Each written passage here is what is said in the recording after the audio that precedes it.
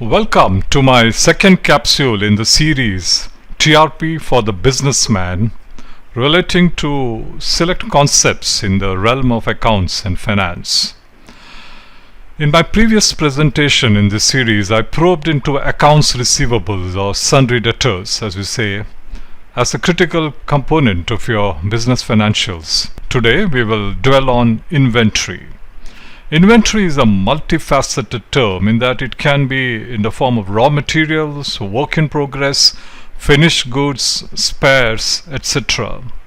Both in counting and valuing and validation thereof, there could be a challenge. Occasionally, when I brainstorm on the true state of affairs of my client's business, that's an assignment which I take to apprise the business head or the owner of the business, the stakeholder, the key stakeholders, on what is the true state of affairs of the business.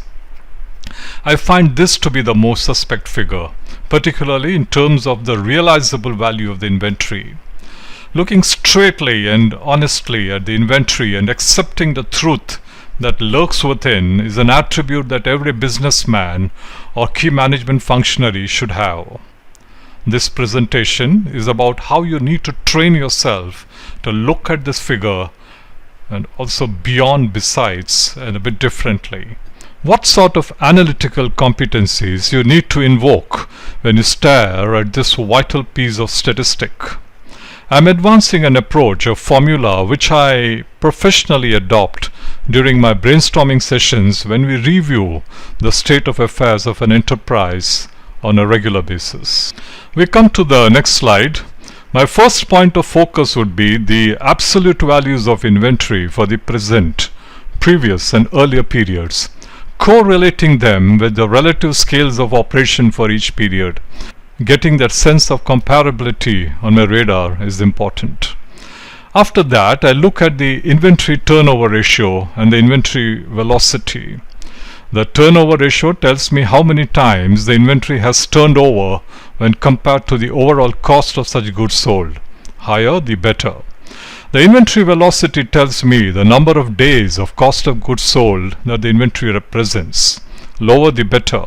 It indicates that the goods are moving faster and less money is locked in them, entailing better operational performance and profitability.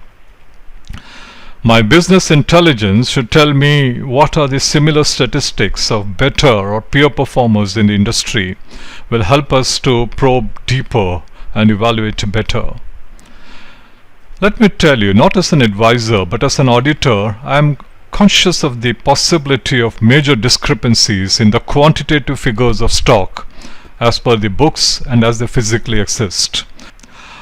If the stock is spread over a very large number of items, recourse to the ABC analysis or the 80-20 principle is a must. That depends on how valuable the inventory is in terms of its stratification. This will ensure that the lesser quantum of stock, which comprise 80% of the value, is counted and verified more frequently by experienced staff. This is, I believe, a sine qua non for organizations with larger inventory. Today, the ERP or accounting softwares easily bring out good reports on the slow-moving or stuck inventory. An obsolescence check must be routinely done to gauge the extent of the problem, whether it is normal or has breached the tolerable limits. Unless that willingness to look at reality exists, you could be living in an Alice in Wonderland situation and deluding yourself. We now come to slide 3. Here we are comparing the inventory value to the gross working capital. It tells me whether there is a preponderance of inventory in my working capital. That would reflect on the inefficiency of my operating cycle. We are possibly overstocking. It's risky because then I need to convert that inventory to accounts receivables or sundry debtors and then realize the cash for the cycle to turn.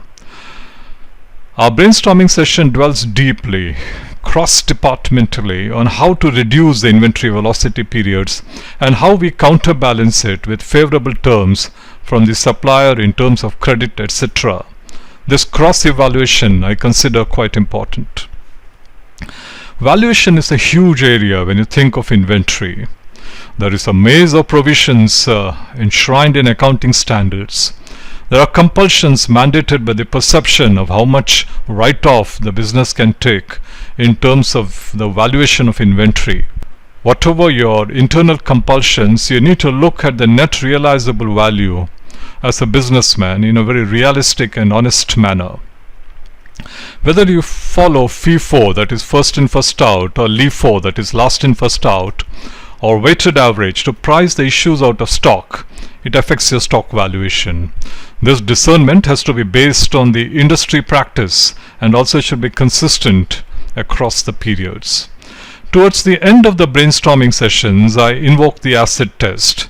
If certain items of inventory look really suspect and starkly value compromised, how does it affect my net worth and whether in any way it threatens my solvency over the immediate and longer terms? A very critical test that is.